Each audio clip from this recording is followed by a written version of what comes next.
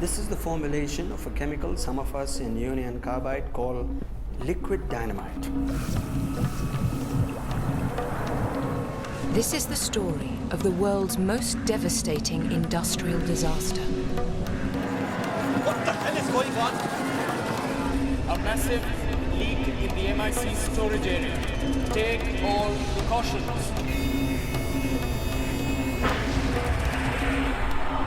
20 years ago, an American-owned factory spewed poisonous gas across a densely populated Indian city.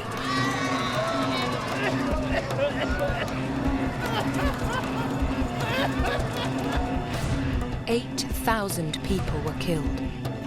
Over 200,000 injured. The company says it doesn't know what caused the accident. This is the story of why it happened and how it could have been avoided. It's a story of betrayal, an American dream that turned into an Indian nightmare with a terrifying legacy.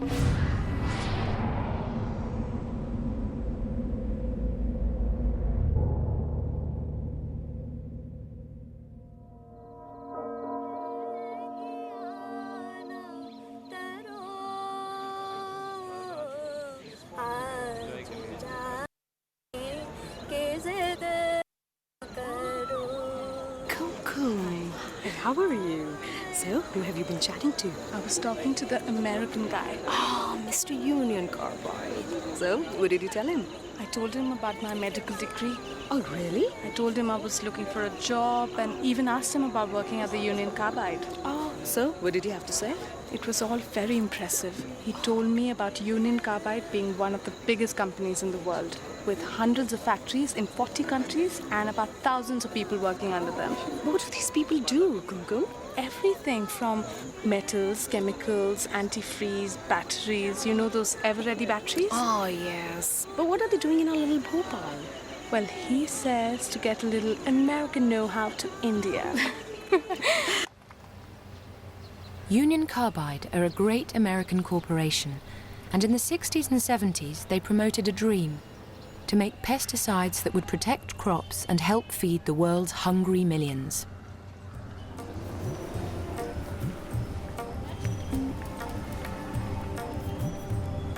They decide to pursue their dream in the city of Bhopal, in the heart of India, a vast, lucrative market for their new product, Sevin.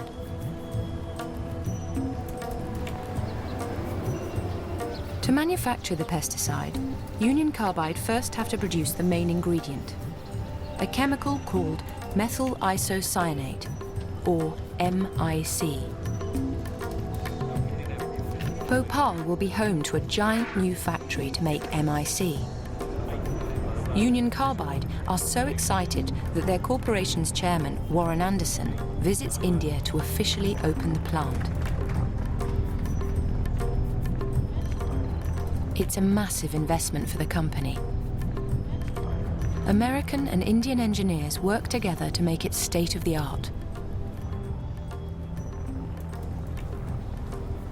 As the factory's medical officer, Kumkum Saxena is part of this beacon of scientific enterprise.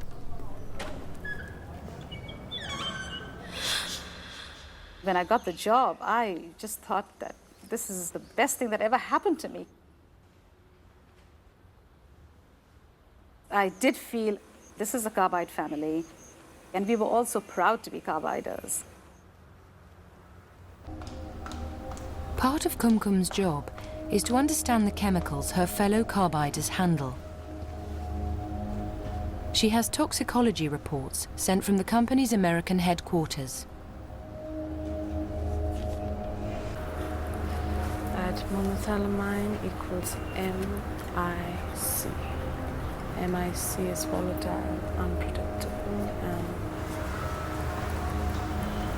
fatal if inhaled.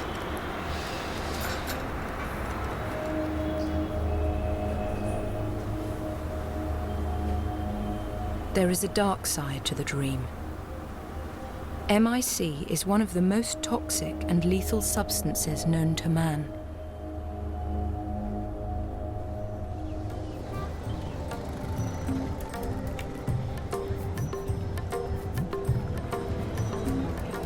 But for the people of Bhopal, many of whom live in poverty, Union Carbide simply promises progress and prosperity. They also pay the best wages in town. 1, 2, 3. Harry Chan, please let them get dressed. That's another 4. They're going to be late. They're my cricket team. They need to practice. And Imran. He'll be a great batsman one day. You mean a great doctor? Oh yes, doctor. A great doctor too. Mehbooba's husband, Chand Khan, is a Union Carbide maintenance man. His job keeps the family afloat in a city where work is hard to find. I was happy. We had a lovely home, the children went to school, and I would look after the house. It was a good time.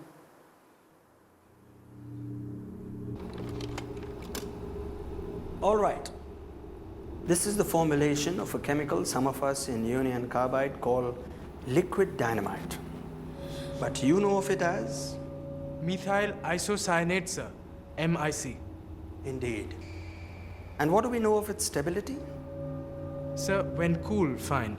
But when heated, very dangerous. And what's the most dangerous way of heating it? When in contact with water, sir. Correct. Its reaction when in contact with water is especially violent. But what if something goes wrong, sir? Talk to Suman here. He's the one in control.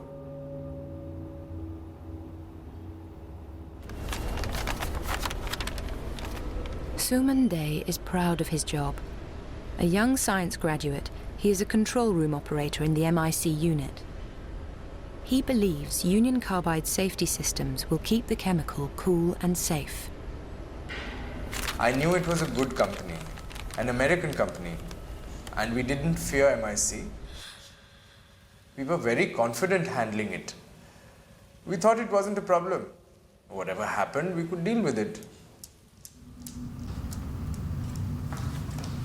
In Union Carbide corporate speak, safety and profit go hand in hand. Good business practice requires the establishing of goals aimed at reducing personnel injuries and the minimization of monetary losses due to accidents.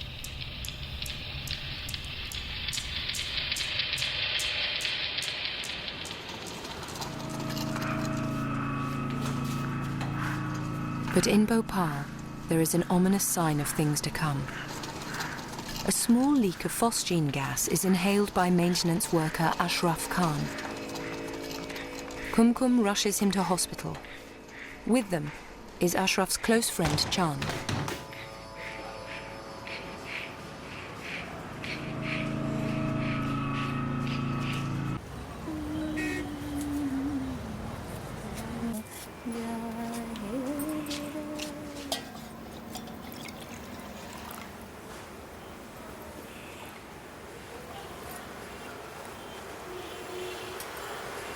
It's Ashraf.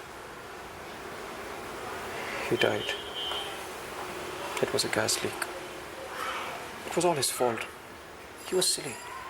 He took his mask off when he shouldn't have. I don't want you working there. That place is dangerous. I want you to get another job. I'm more careful than he is. It doesn't matter. That place is dangerous.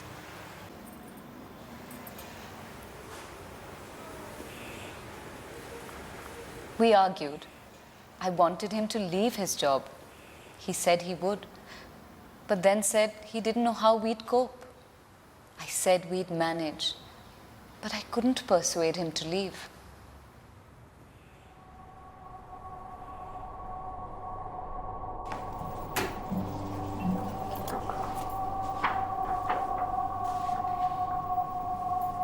Kumkum discovers Ashraf has suffered a massive pulmonary edema.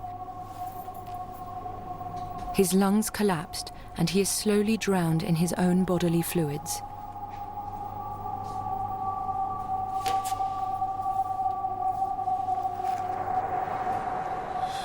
This was the first patient in my life that had died, a young man that had died of a chemical exposure. And I was extremely distressed by it.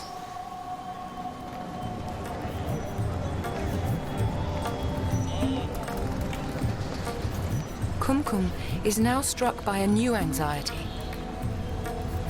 Thousands have set up home in shanty towns around the factory. Thousands more live nearby in the old city.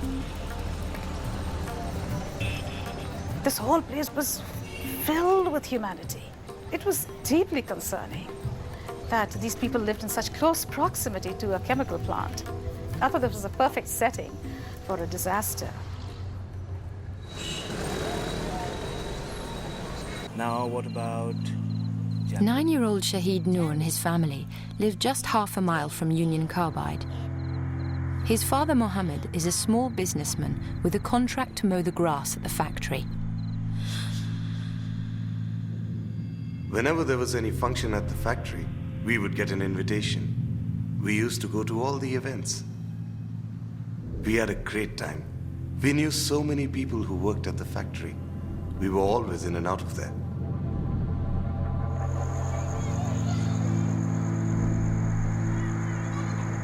Despite their connections with the factory, Shahid and his family know nothing about its hazardous chemicals.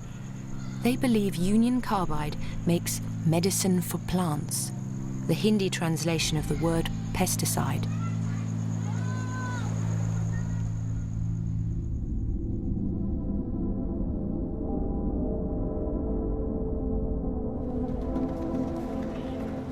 Kumkum's worries grow.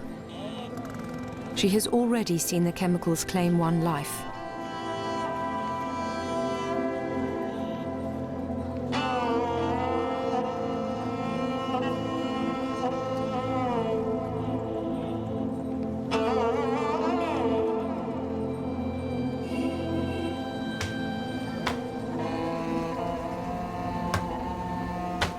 She decides to raise her concerns with her supervisor.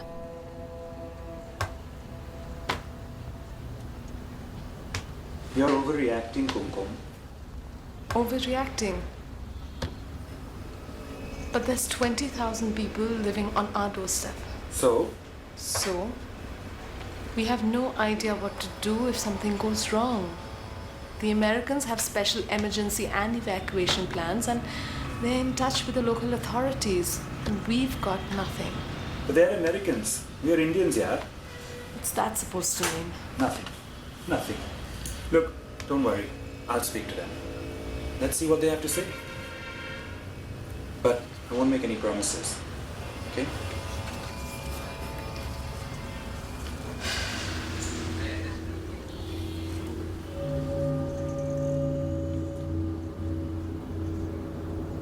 I was telling them that the time has come that we have to make an evacuation plan with the city authorities. We have to tell them what these chemicals can do.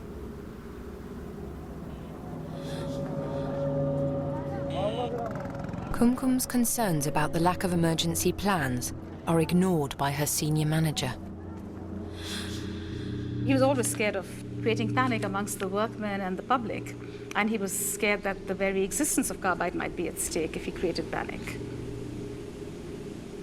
I was very disappointed.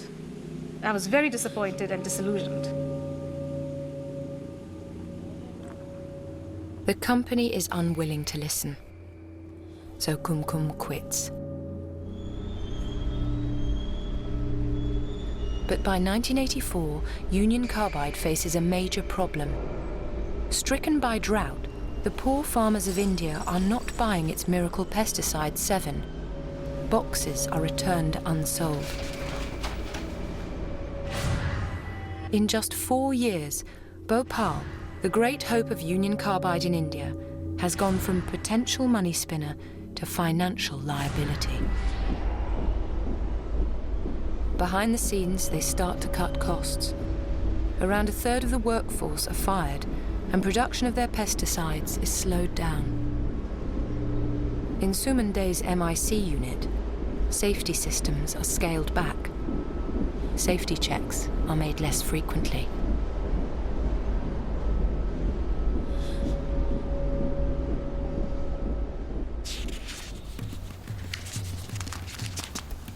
But the company's Indian chairman maintains a confident facade. 1984 is a time to celebrate. Union Carbide has been doing business in India for 50 years. Looking into the crystal ball, I foresee a steady and continuous growth for our company. I am very proud of the way you have so finely blended the imperatives of a corporate entity with the needs of the communities you serve. Let us all endeavor to make this Golden Jubilee year a momentous one.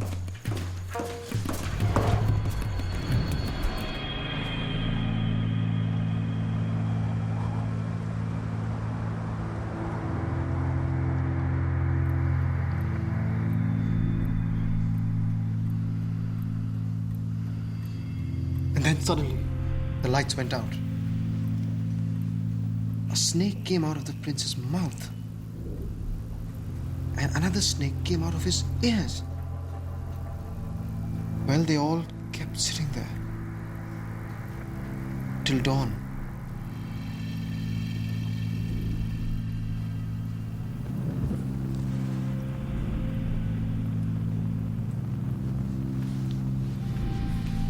The kids are asleep. I'm off. Okay, see you in the morning.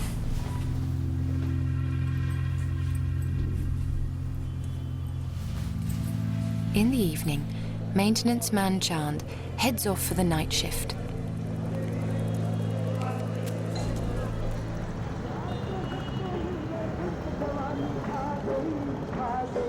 Shahid Noor and his family, who live in the shadow of the plant, settle for the night.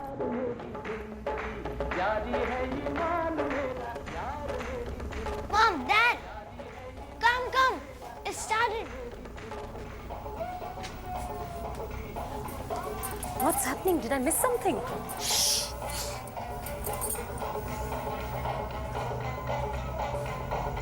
What's happening?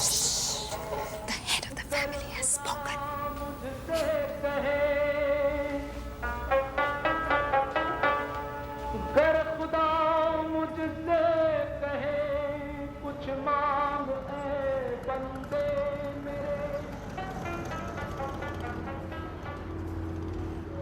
Union Carbide Control Room Supervisor Suman Day is arriving for duty.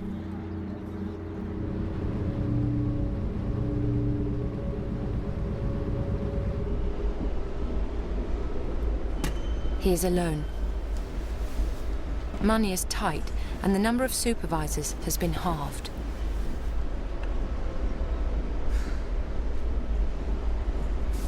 The joys of the night shift. Outside in the plant, a routine job is underway.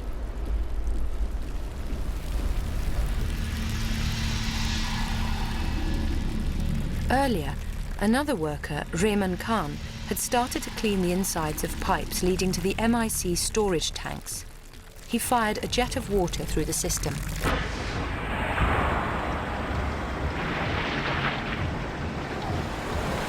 But Khan's worksheet lacked a vital instruction. He had to use a small piece of equipment, a slip bind. This metal plate should be inserted in the joints between pipes to stop any leaking valves letting water into the MIC tanks. Water that could create a violent runaway reaction. But there are leaking valves, and with no slip bind in place, there is nothing to stop water pouring into MIC tank E610. As water pours in, the temperature starts to rise. A catastrophic chain of events has started. A refrigeration system should keep the MIC cool and slow the reaction, but it is switched off. This is the first of 4 key safety systems that will fail to avert disaster.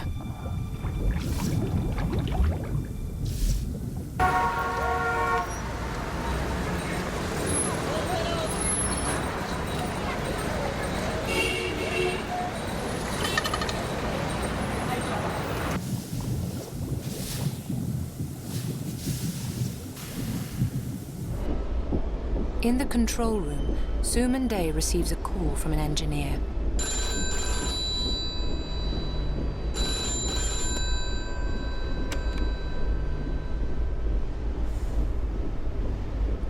There's a whiff of MIC.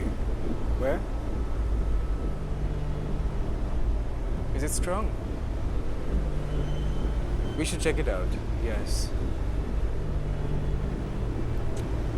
After their tea. Yeah, obviously. After their tea.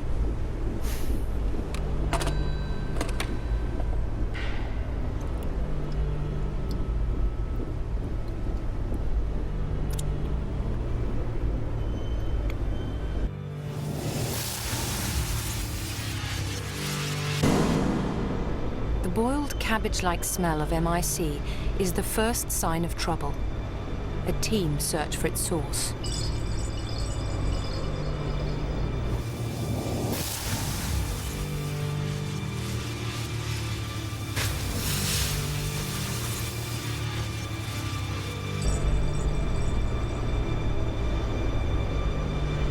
Inside the tank, the temperature is now well over 200 degrees. The poisonous liquid is turning into lethal gas, looking for an escape.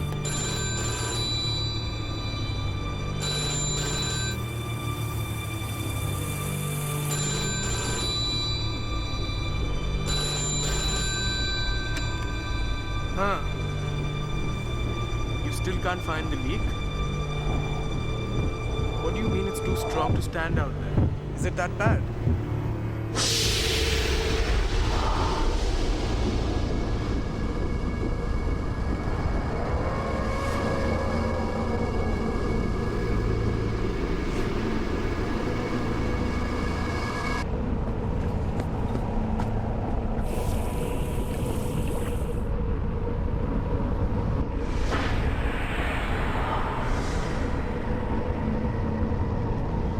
Second safety system, a gas scrubber, could neutralize the MIC with caustic soda, but it is only on standby.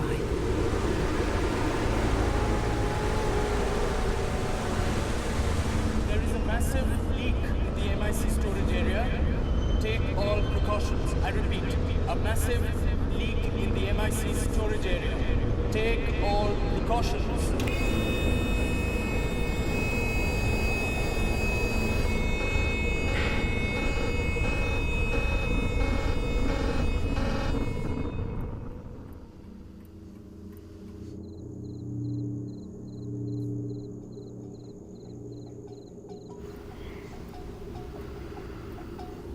But the alarm is barely heard in the sleeping city.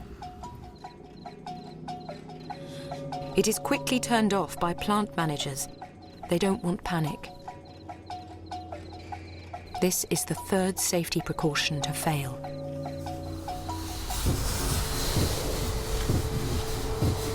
At the plant, Suman Day is engulfed in a dense cloud of toxic MIC fumes.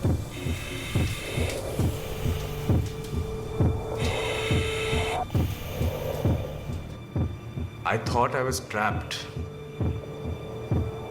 I thought I was in serious trouble. At that moment, I thought I was going to die. But he is lucky and finds an area clear of gas. There is a fourth safety device that might still prevent disaster by burning off the gas as it escapes. But the flare tower is not working.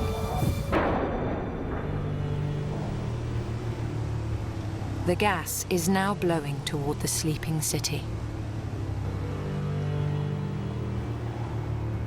Heavier than air, the gas forms a low toxic cloud.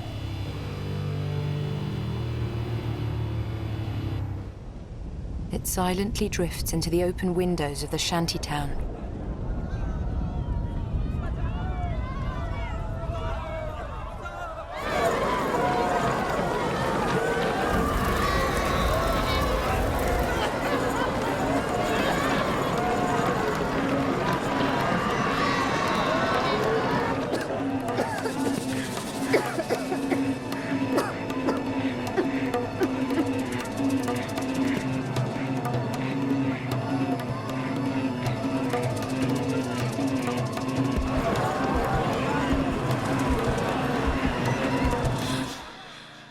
I thought someone was burning chili.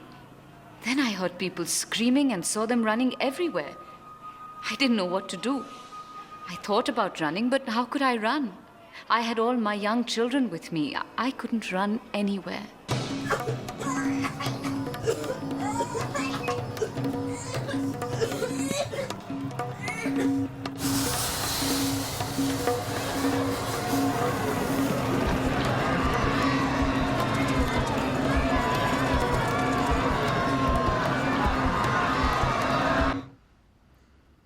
Swaraj Puri, Bhopal's police chief, is settling down for the night. No one from the company calls to say there is a problem, and even if they had, he has no plans for such an emergency.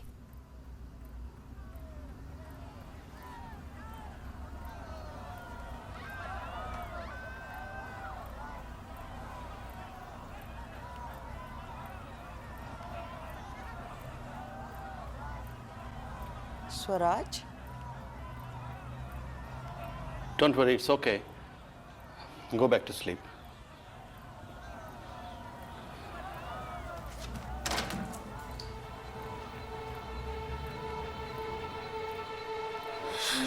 There was this person coming and trying to give me a shout that something is wrong in the town. He said there's bedlam in the city, there is some kind of panic happening. Excuse me, what is happening? The police chief walks into the chaos as thousands of terrified people flee.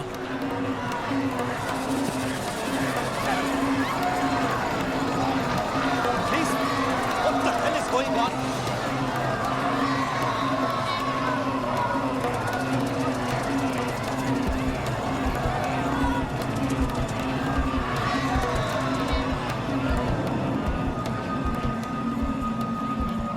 I observed on the other side of this moving crowd a young mother holding onto a baby. Trying to hold on to the baby kind of in that rush, slipping out of her hands. I picked up that small baby from there. It was crushed to death.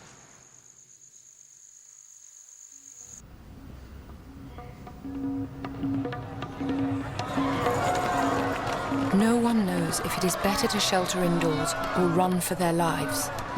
Young Shahid's family decide to split up. Shahid, promise me one thing. You will always read the Quran. We left 4 people from our family at home.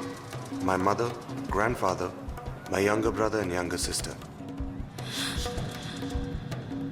My father made the decision that we should run towards the station. He thought from there, we would be able to get a train away from the city.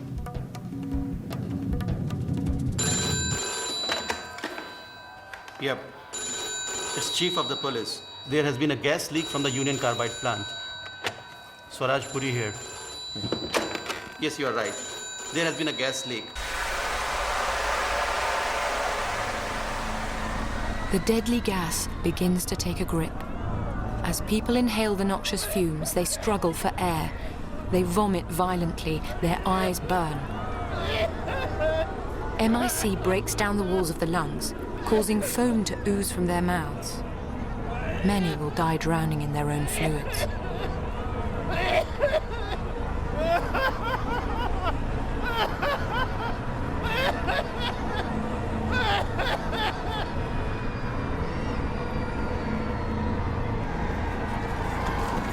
Pregnant women suffer convulsions and extreme stomach pains.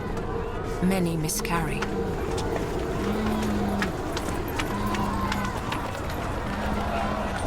Because it is heavier than air, some gas travels low to the ground.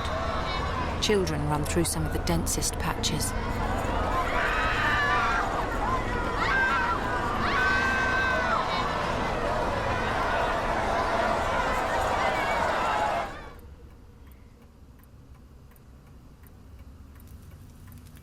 There is one person in Bhopal who knows what to do.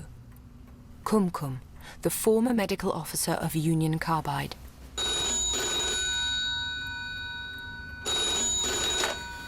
Hello. Ali from Carbide. Look, don't go out. Don't go anywhere. Cover all doors and windows with damp cloth. to stop any gas from coming in. And if you have to go out, go in the opposite direction of the wind.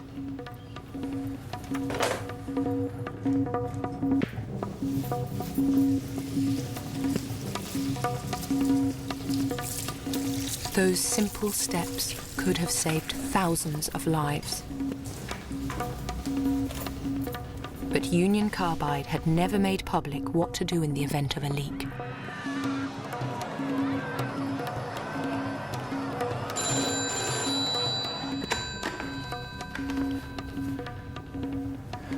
It's Puri. Yeah, now listen to me carefully. Get onto the hospitals and tell them to expect many, many patients. Yeah. I don't know, maybe hundreds or maybe thousands. Tell them that they would be coughing, throwing up, and their eyes will sting like hell. Yep. Yes, so do it now.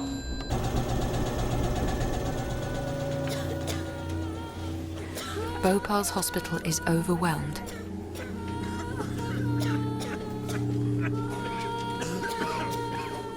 Union Carbide now tell doctors the gas is a mere irritant and advise using milk, eggs, water and eye drops as treatments.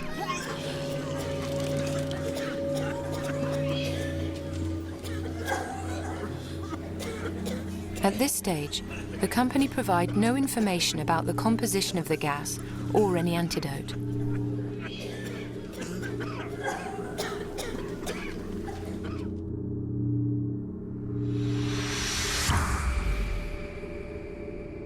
Desperate to find out what exactly is killing people, pathologists start autopsies.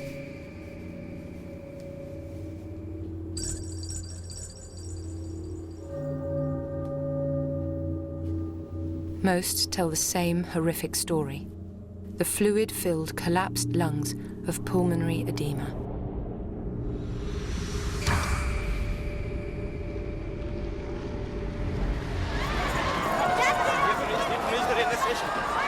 Along with thousands of others, Shahid and his father, Muhammad, fight their way to the train station. Wait. Get out of the truck, yeah? Get out of the truck. When we reached the station, it was so crowded you could hardly walk. No trains were arriving or leaving. Then a truck turned up. The driver said, "Get in. As many as can fit in, just get in. We are all going to leave here." Safely on the truck, Shahid and his father seem to have escaped the horror. But there is worse to come.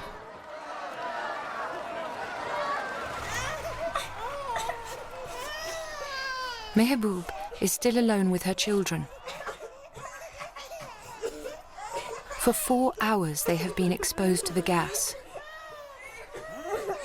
As dawn approaches, there is still no sign of her husband, Chand, the Union Carbide maintenance worker.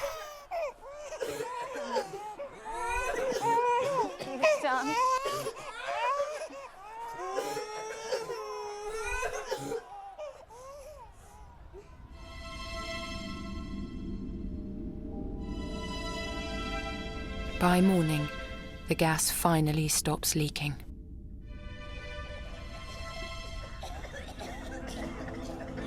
As she walks to the hospital, the nightmare Kumkum feared unfolds before her eyes.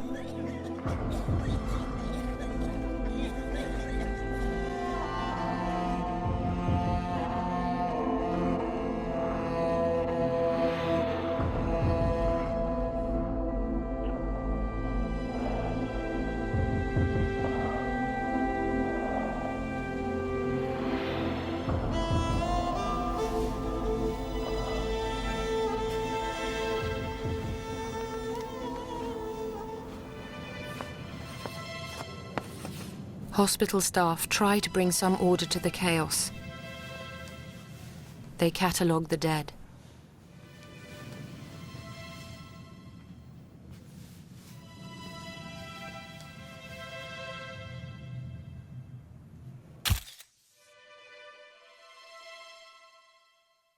Many of the dead are never identified. Whole families have perished. Officially, 3,000 have died. Most other estimates put it between 8 and 10,000. No one knows for sure.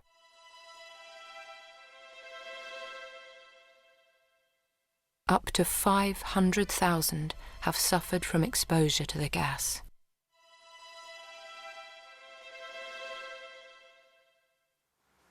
The more you saw of the dead, the more the numbers mounted. The more you saw mothers and sisters wailing over their dead brothers and husbands, more you felt, what kind of society is this? What kind of industrialization is this?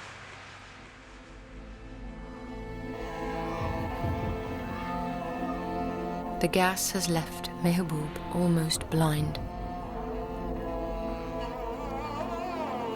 Her husband Chand eventually makes it back from Union Carbide.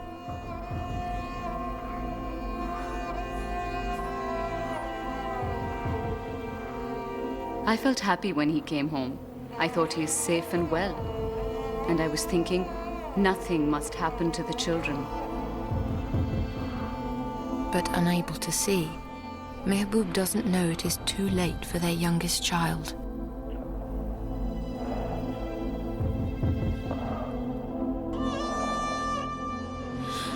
I didn't realize the baby was dead. A mother loves all of her children equally, no matter how many you have. And the pain when one of them dies is unbearable.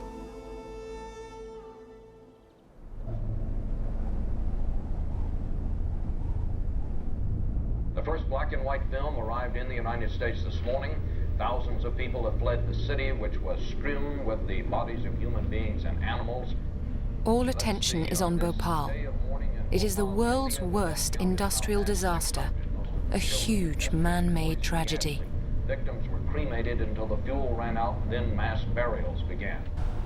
Union Carbide's executives gather in emergency session. But officials say the air still contains pockets of isocyanate, which can quickly kill and can blind and sicken its survivors. The company says it doesn't know what caused the accident.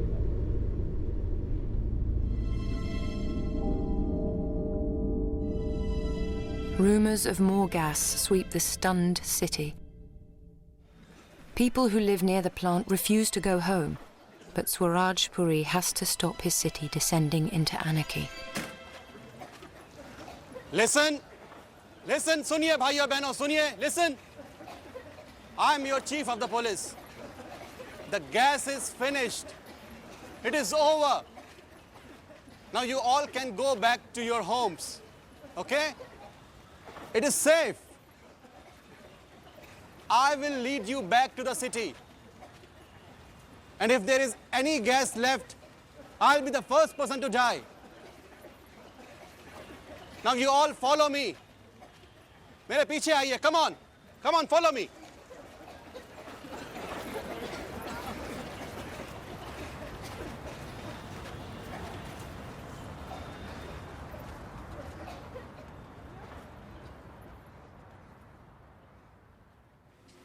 We at Union Carbide are saddened by the incident at our plant in Bhopal, India. And Union Carbide has corporate concerns too. Urgent telex for Union Carbide India Limited. I need answers to the following questions. What does Union Carbide India estimate to be its total potential financial liability for injury/death of people arising out of the MIC incident? Is it likely that the affected parties would seek damages in court action in India? If so, what damages would a court be likely to grant for injury or death? In Bhopal and beyond, the death toll is still mounting. Shahid Noor has escaped to the family village. His father Mohammed became ill on the journey and was taken to hospital. In the village, he hopes his mother, who has stayed behind, will join them.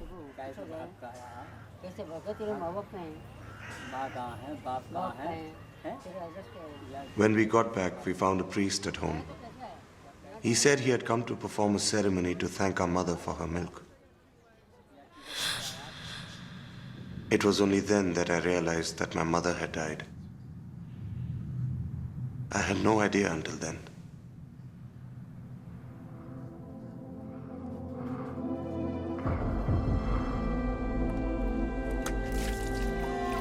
Within hours, his father is also dead from the effects of the gas.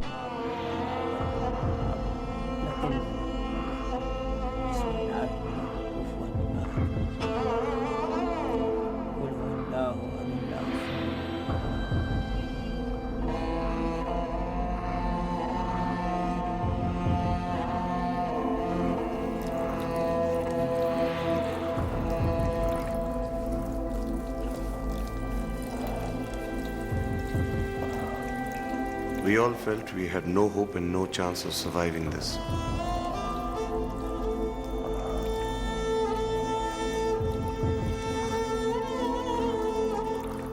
We thought one by one, we were all going to die. And we never knew who would leave us next.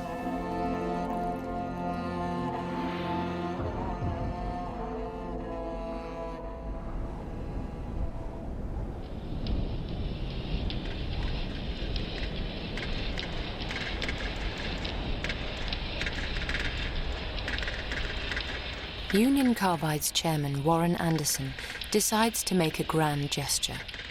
He will return to Bhopal to the plant he opened in celebration just 4 years earlier.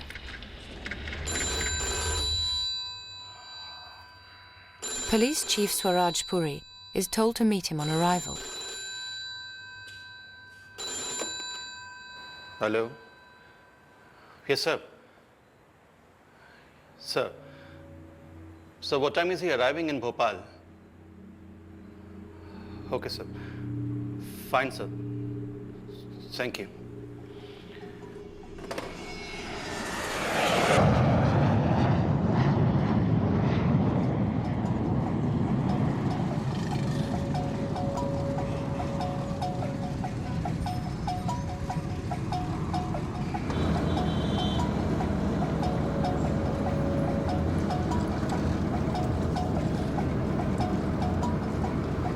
Anderson was asking, can you tell me what's wrong?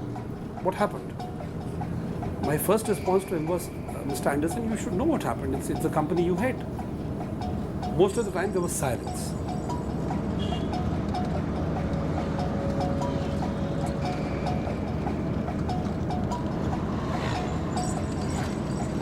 Puri escorts Anderson to a Union Carbide guest house, but he has a surprise for the head of the American multinational. Can you tell us exactly who you've arrested, sir? Can you tell us exactly who you've arrested? Mr. Gokhale, Mr. Manohar, and Mr. Anderson. These are the 3 names they've given us.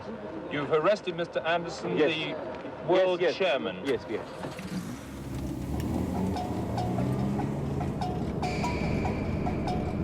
I was convinced I was doing the right thing in arresting these people. I was absolutely convinced. Because I had lived through those 3-4 horrifying days. Whether I was arrested, house arrest, no arrest, bail, no bail, I'm free to go home. But within a few hours of his arrest, and after the intervention of the US government, Warren Anderson is released on bail. We'll see you. Take care. He immediately returns to America.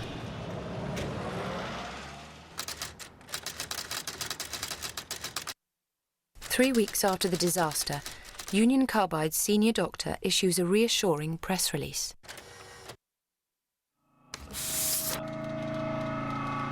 Dr. Bipin Avashi said respiratory problems were treated successfully with conventional cough syrups and drugs.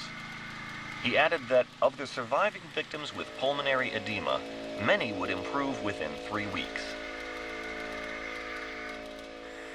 In fact, Union Carbide knew that gas victims might suffer for many years to come.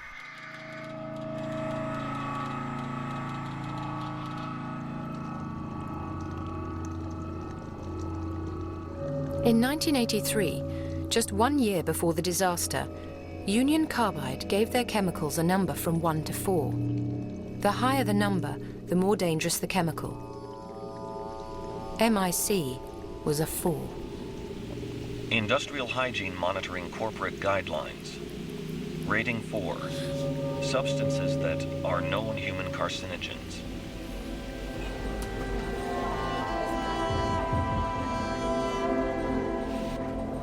In Bhopal today, there is an abnormal incidence of skin, lung, and gastrointestinal cancers.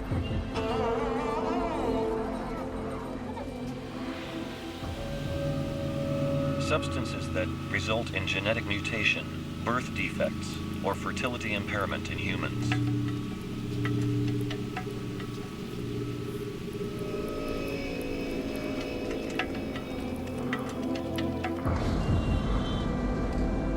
In Bhopal, many women experience serious menstrual problems.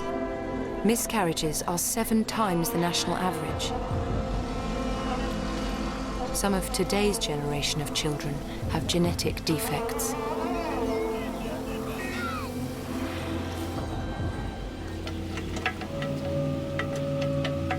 Substances that result in irreversible central nervous system disturbances.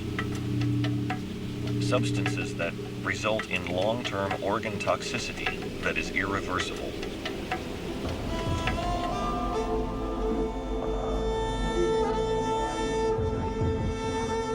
Today, many of Bhopal's survivors suffer problems of poor coordination, memory loss, paralysis, partial blindness, and impaired immune systems.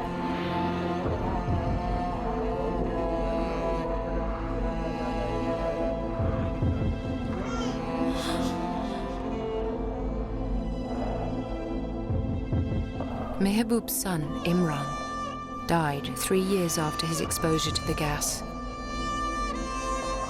In 1999, her husband Chand died after years of illness and depression. The gas leak took away my children, my husband, my life, my home. I'm in a constant state of grief. Then I think, am I the culprit? Is Allah punishing me for something I have done?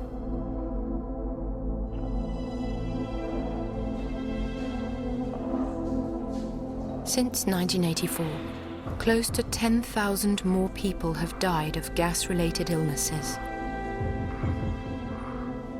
Currently, 1 person in Bhopal dies every day from the effects of the gas.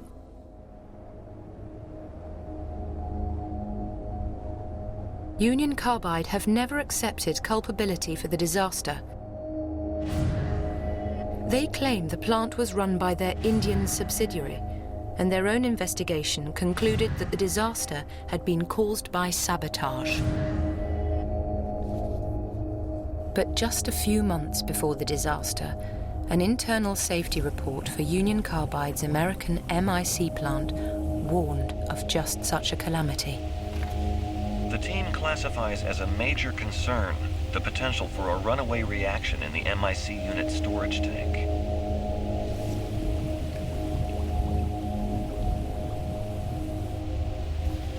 Real potential for a serious incident exists. The report was never sent to Bhopal's managers. India was not warned that America feared water could enter the MIC tanks and cause a catastrophic runaway reaction.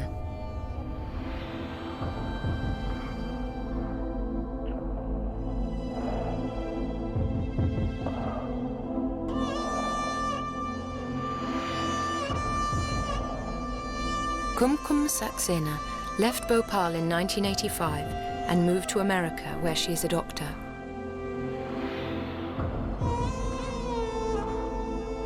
Suman Day lost his job when the plant closed in 1985. Today, he runs a small workshop.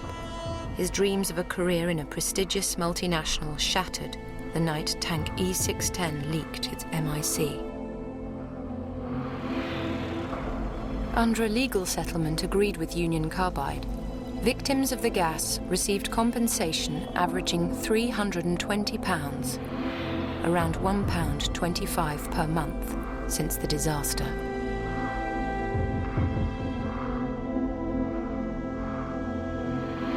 Shahid Noor, the young boy orphaned by the disaster, received compensation for the loss of his parents, but it ran out long ago. Today, he helps out in a clinic that treats gas survivors. That night destroyed the lives of 3 generations of my family. My father had a degree. Today, my children don't go to school. They can't even read and write. Our standard of living has gone back 50 years. It will take us another 50 years to catch up.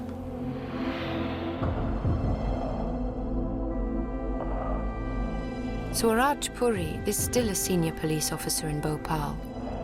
Today, he suffers from serious breathing problems. There is this lingering thought which keeps coming back to you over and over again, that I really wished Mr. Anderson had lived in Bhopal that time, have been through what we've been through, seen what we saw, suffered what we did.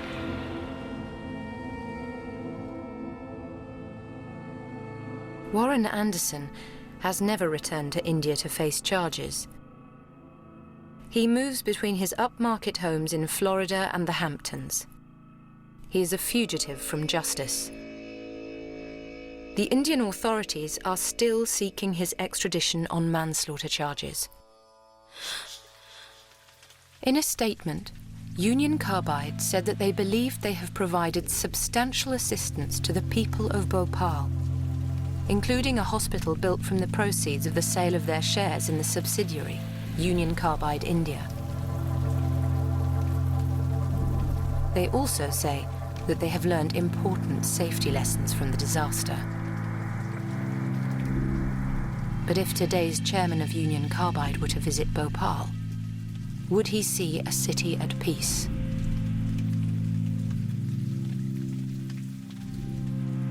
He will see nothing but destruction. He will see helpless people, sick people, jobless people, people with no aim. However, we still enjoy the small things in life and cherish whatever happiness we can get.